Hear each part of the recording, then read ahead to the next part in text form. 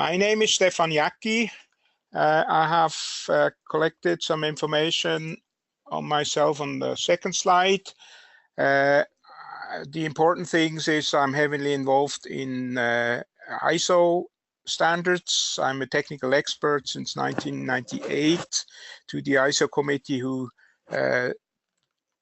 creates the PDFX standards. And I'm also, since a long time, involved in the Ghent work group as a co-chair of the Process Control Subcommittee, and I also served as technical officer for a couple of years. Today we will talk about the Ghent PDF Output Suite. That's the agenda. You see it's quite packed. That's why I want to first do the presentation, and afterwards I will answer questions. So please type your questions into the question panel, and then at the end I will go through these questions. At the end I also will have a link for downloading the slides I am presenting today, so you don't have to take notes or screenshots or whatever, so you can download the entire presentation afterwards. The webinar is also recorded, and you will get an email with a link to the recording, so you can look at it again or share it with your colleagues. This gonna serve also for this purpose. So what is the goal and the target audience for the Ghent PDF Output Suites? The original reason we created that, we wanted to have a way to test output workflows if they are PDFX compliant or not. And we decided not to limit these testings to the Ghent specification, because for visualizing certain problems, we needed to go beyond what's allowed in a Ghent workgroup compliant file, especially when it comes to overprinting. So we need to use a little bit extreme properties of certain objects in order to make some problems visible. I will show you that in some examples later on. The target audience was twofold. First of all, we targeted the developers of RIPs, of output workflows, of proofing systems, review tools, layout application, you name it, because they have to handle these PDFX files, and they have to be sure that the files are not changed, that the file is output at the very end with all the properties of the PDFX file which the creator had created at first hand. But we also want to give a tool to end users so they are able to test their output workflows if the settings are correct for the correct output of PDFX files.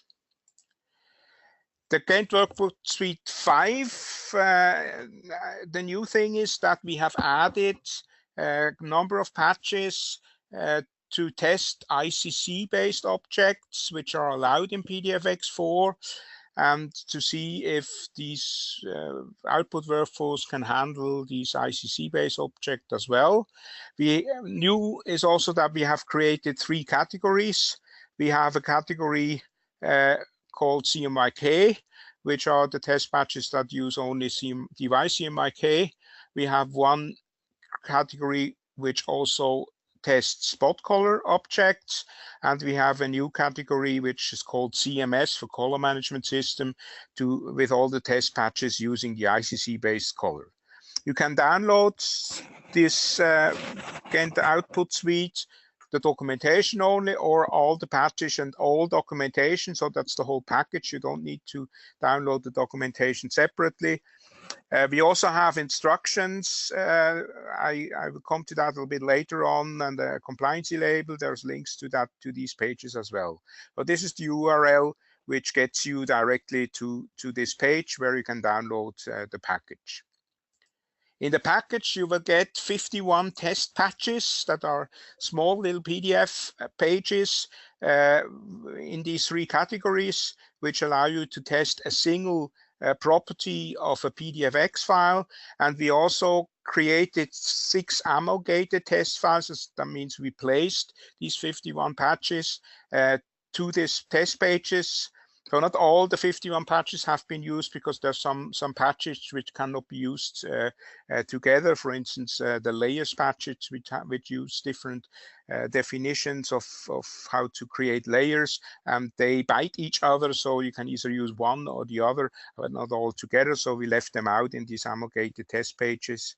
There's a reference file, and there's some documentations which you can get. So basically, the most important file is this amalgated test pages file, which has 6 pages. There's 3 for CMYK. There's 1 for in the category of spot colors, and there's 2 labeled CMS, which use the ICC-based objects. So we will go into that a little bit later on. We have a documentation, quite extensive documentation. There's a general README first, which explains the structure of the whole thing. Here you see who has participated and created patches for this output suite. You see here which patch contains are contained in each category. You see an explanation about this amalgated test page. You see how you can evaluate the results. So there's quite an extensive description, which it's certainly not bad to have a look into that file. And then for each patch, or better each group of patches, there's a single README file which explains a little bit more what the patch is all about. Sometimes the creation of the patch, the construction is explained, like here. Then we have testing guidelines. Most of the patches can be used by themselves, or all can be used by themselves, and most of them can also be grouped together with all the patches to a test page. So it's much easier to handle than when you have to use 51 separate test files. And there's also an explanation of how to evaluate these things. We'll look into that a little bit closer during the presentation. The evaluation of the results, that was a main concern. We wanted to make that as easy as possible and as unambiguous as possible. So with one glimpse of an eye, you can see if there's a problem or not. So you will never need a loupe to evaluate these results. The ideal viewing distance is at least a ½ meter, so you can see directly if there is any errors. Then most of the time a cross mark is shown, or if something is processed correctly, then you will see a check mark.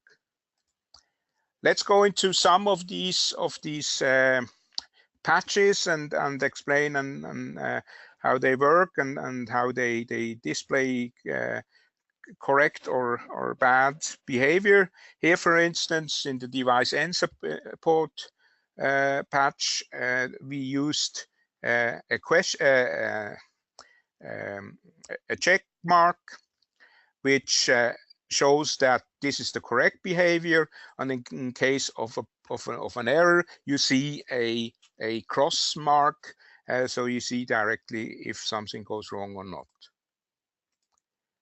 Crosses mostly indicate a incorrect rendering, like here for the transparency blend modes. If you see these crosses, or some of the crosses, in certain situations only 2 or 3 of the blend modes have a problem, then you see these crosses appearing.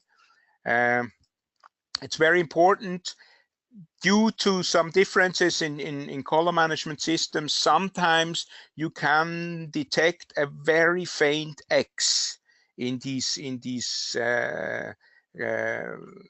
areas, and this would not represent an error. So don't get fooled about these faint X's. There has to be a very clear X, and that's only a failure. That's why I recommend a viewing distance from a ½ meter. You will not see these faint X's. Probably you will not even see it here in the presentation. So that's why the X has clear. We worked hard to really make it clearly visible that if the error occurs, then a clear, in this case, a clear color difference is shown. These X's don't work for all the situations. For instance, here we check for different font types if they are supported or not. Here we didn't found any good reason or good way to use an X. But what we used here, if we have below the line of type we test, we have a screenshot, so a reference image when of a correct output, so you immediately see if there's a difference here between these two lines, or like here or here. That means that this type of font is not correctly rendered by these systems, and there's a problem here. So you can also see that very clearly. In other areas like the soft mask images, we also have a reference image, and you see here also that if there's a visible difference between these two images, the appropriate rendering has not taken place, and there is now a problem. Here there's another way where we could use a cross in a very clever way. So let me go into the example. This is a test of a 16-bit image, and this 16-bit image, several things can happen if the 16-bit image is not rendered properly. It can be disappear completely. In this case, we had in the first version, we had a red cross underneath the 16-bit image. So if the image disappeared, you could see the red cross. But there's also cases where there are artifacts in the 16-bit image. It turns negative, or it has lines, or a color shift, or different things could happen, and then the image is still there and you cannot see the red cross underneath. So one of my colleagues had the brilliant idea. Let me see if I can show you that using pit stop. So we have here on top, we have a 8-bit image. You see here, bits per channel, 8-bit. And if I put this a little bit away, and then we see underneath, there is another image which has 16-bit. So I moved that away a little bit so you can see it. So on top, we have an 8-bit image which has a mask in the form of a cross, which is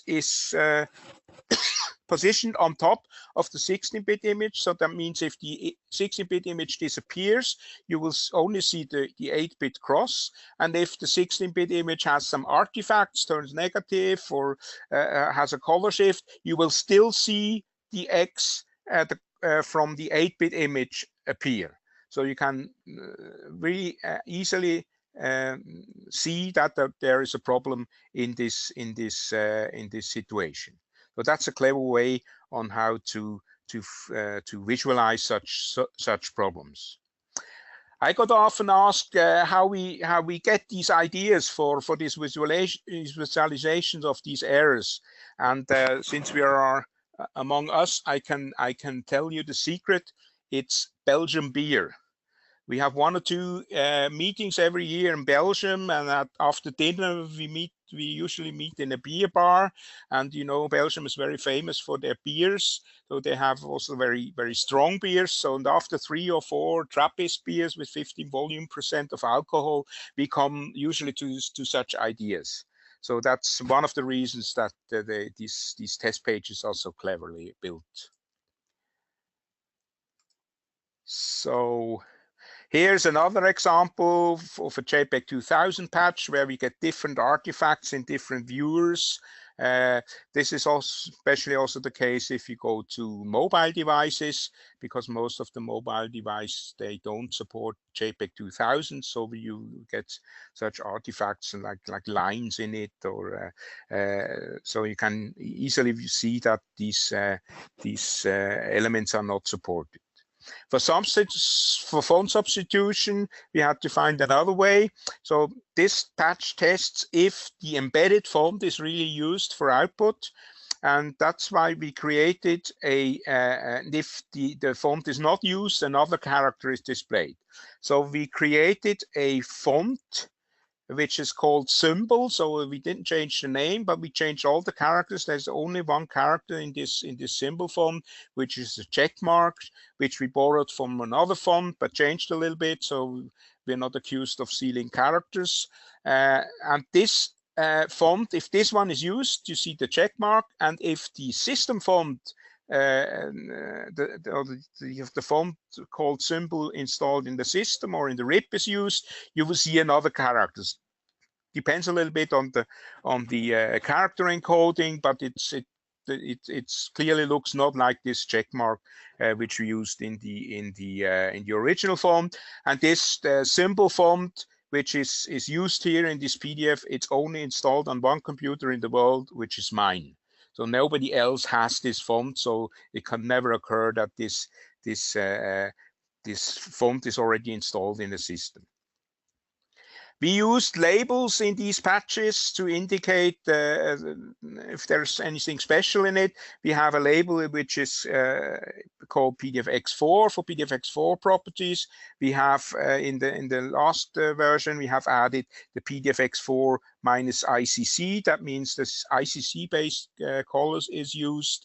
And in the older labels, in the older patches, we don't have labels. So these are usually PDFX1A or X3 files, which don't have special requirements like PDFX4 or ICC-based colors. All the patches and test pages are PDFX compliant. They are checked with the 3 different PREFLIGT applications: ACROBAT PREFLIGT, Colors PDF Toolbox, and the Focus Pitstop. And the amalgated test pages, they also contain the PDF audit trail. So if you go to this amalgated test page, first of all, you see that there is a digital signature applied.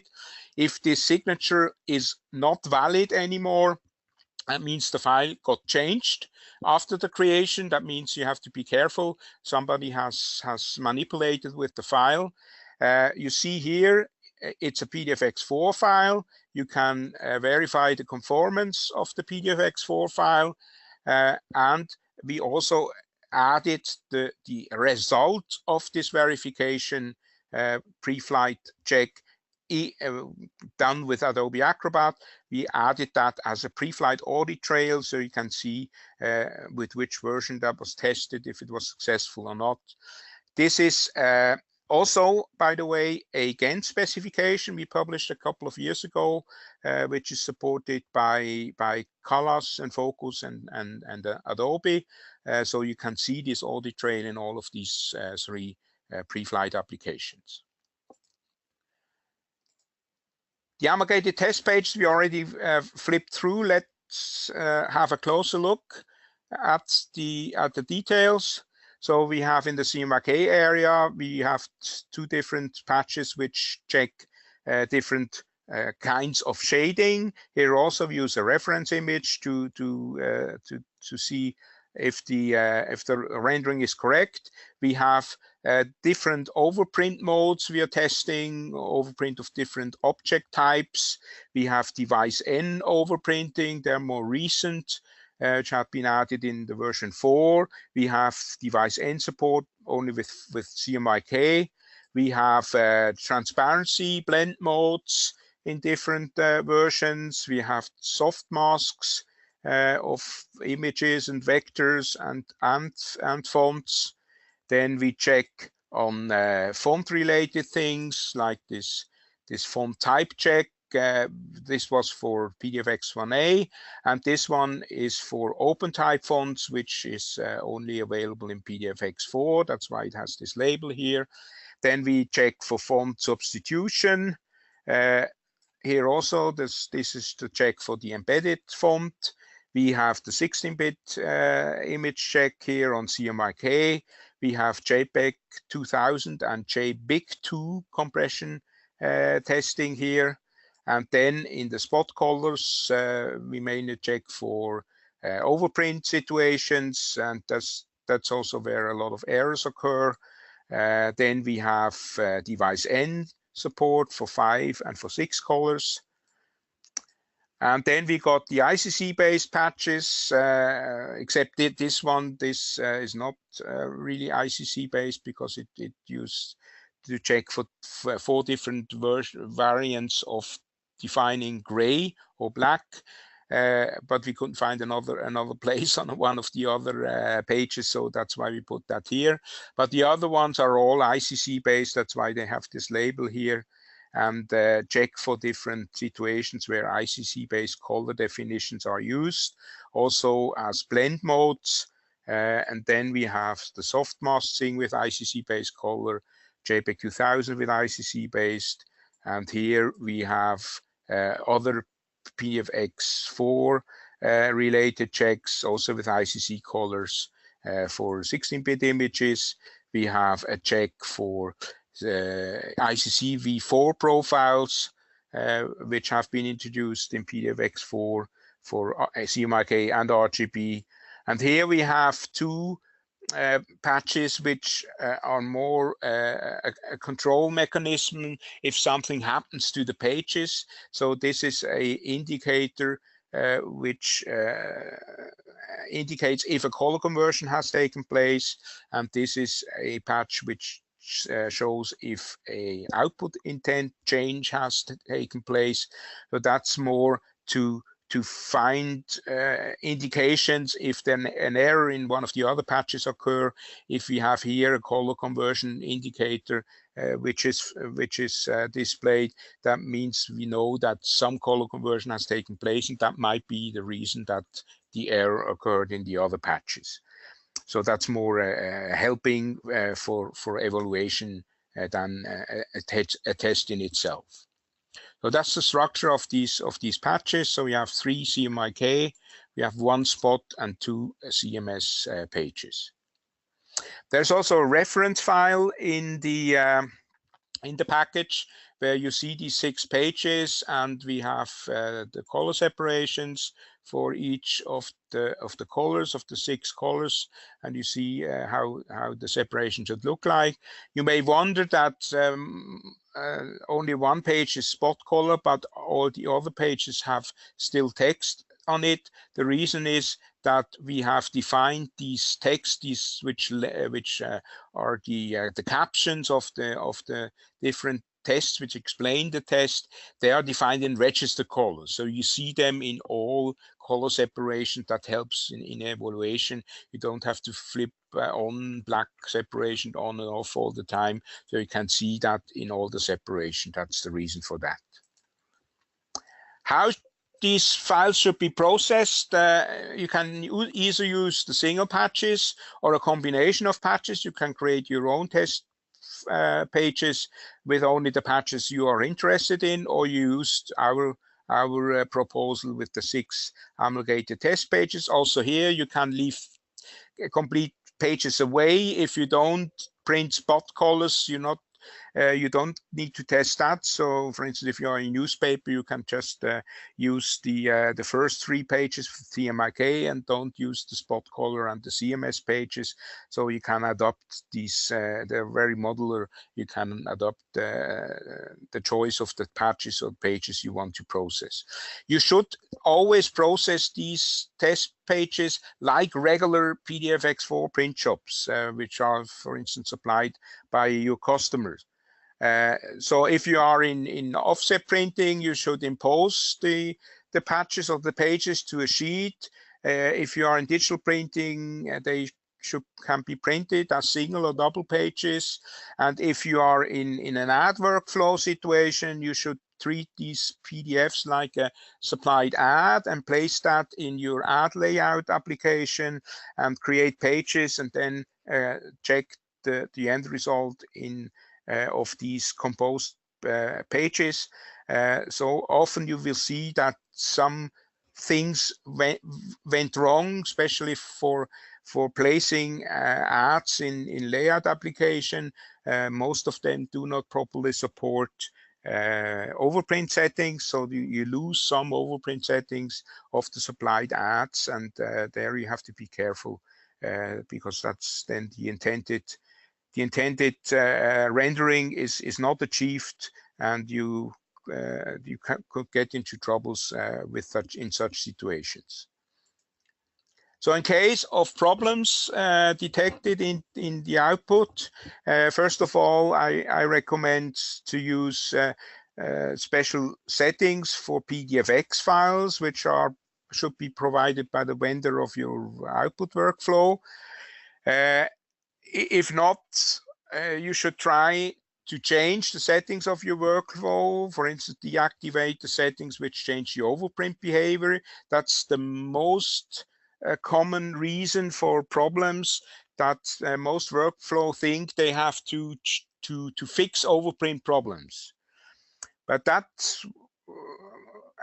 was necessary 10, 15, 20 years ago. Now, with PDFX, we have a clear situation that the PDFX standards requires that the overprint settings defined in the PDF file is honored. That means the overprint settings must be respected. An output workflow should not change these overprint settings, because the customer or the creator of the file has already seen that in ACROBAT or even in Reader. We work really hard in the Ghent workgroup to convince Adobe that they should display or simulate overprint in the Reader also. And since ACROBAT 9, that's the case. So if there is a PDFX file, only in case of PDFX, then the overprint simulation is automatically turned on, and you will see the overprinted objects even in Reader. You see them in ACROBAT. We also work very hard with the proofing vendors, the developers of PREFLIGT, that they respect the overprint settings and render them correctly. And that's for most of the systems, this is the case. You can easily check that using the Ghent workflow test pages, of course.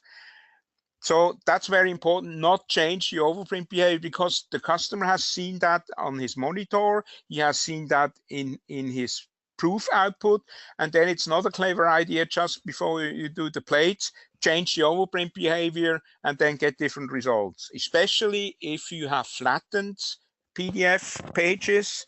That means if the files have been the transparency in the files have been flattened, then most transparency flattener use the fact that use overprint to simulate certain transparency situations, especially if spot color is involved, because spot color can easily overprint CMYK colors, and then a lot of time overprint is used. But also in some cases, like if you have a drop shadow, then the background of the drop shadow, which is a smooth shade, is then converted into an image, and the image has a white background which is set on overprint, so you can see the object underneath. If you change white overprint to knockout, which most of the systems did 15 years ago, which was correct most of the time, but now you will then destroy this transparency flattening situation and simulation of the transparency, and then you will see white areas around the drop shadows, and that doesn't look very nice. So never change the overprint behavior for PDFX files. Then also another area of problems or of errors you can see in the test patches are wrong color management settings. So you should never delete the ICC profiles. Always use the embedded ICC profiles. Do not convert spot colors to CMYK. Use the output intent. So these are some of the settings which are often defined wrong for outputting PDFX4 files and these test files. Then you should also deactivate the use of system fonts or font caching, otherwise you get font substitution problems. We have asked our vendor members in the Ghent workgroup to create instructions for the successful output of the Ghent PDF Output Suite, and we have several vendor members already followed this advice and delivered such instructions. There's some vendors still missing here, and we work hard with them that they deliver their duty.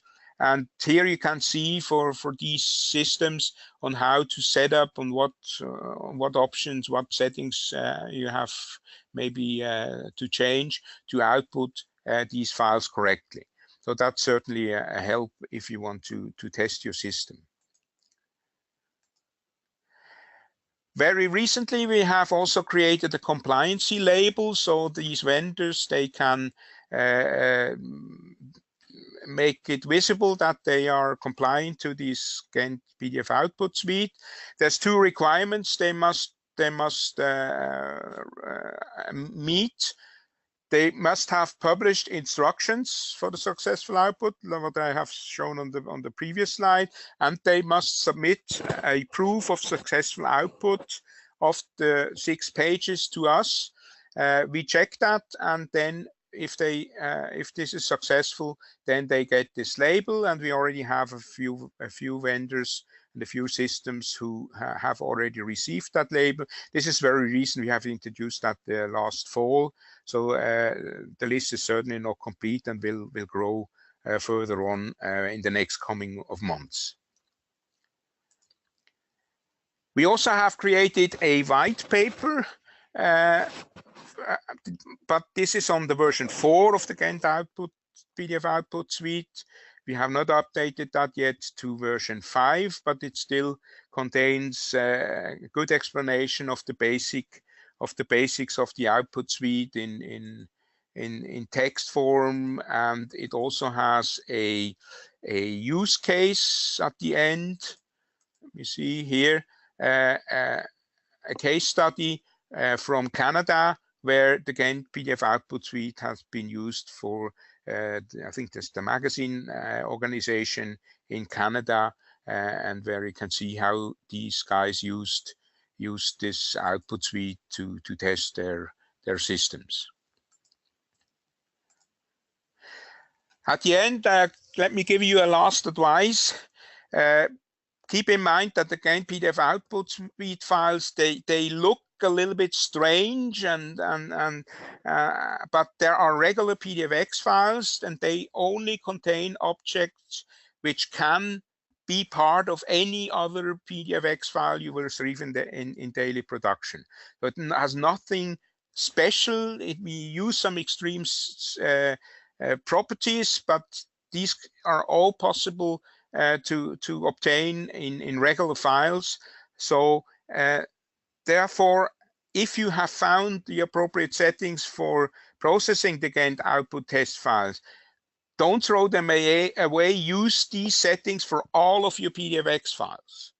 So I often see the situation, because at PDFX Ready, which is one of the national organizations which are member of the Ghent work group, PDFX Ready is providing a certification for end users, for printers, print shops especially, using the patches of the Ghent PDF Output Suite. And I often see the situation that print shops, they find or they get appropriate settings from their vendors, for instance, to output our test pages.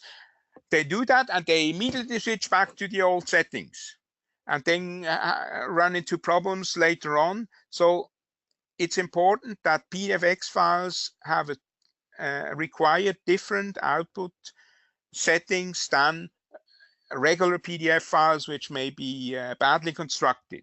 So you need two workflow settings at least in your system, one for PDFX files and another for non-PDFX files.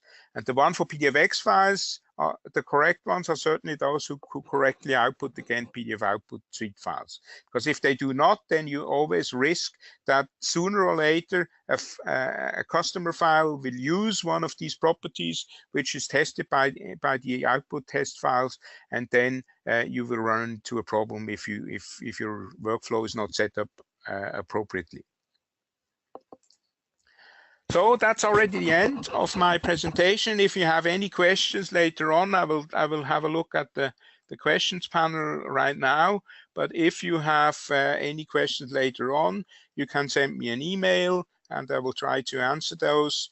You will find the slides here on my webpage, pdf-actuel.ch, PA for PDF Actuel, and GOS, it's Ghent Output Suite. If you go there, you will find a blog entry where you will find this presentation. You can download it here. You have also the possibility to subscribe to a newsletter. So every month you get an email newsletter with the latest on PDF in print production. So this is here on my new website, which is available in German and in English. Is there a ACROBAT PREFLIGT profile for PDF files compliant with the Ghent PDF Output Suite? No, the only PREFLIGT check here which would be appropriate is the check for PDF X4 compliancy. That means here, if you go to PDFX compliancy in ACROBAT, you have here the compliancy with the PDF X4 standard. So that would be the appropriate one.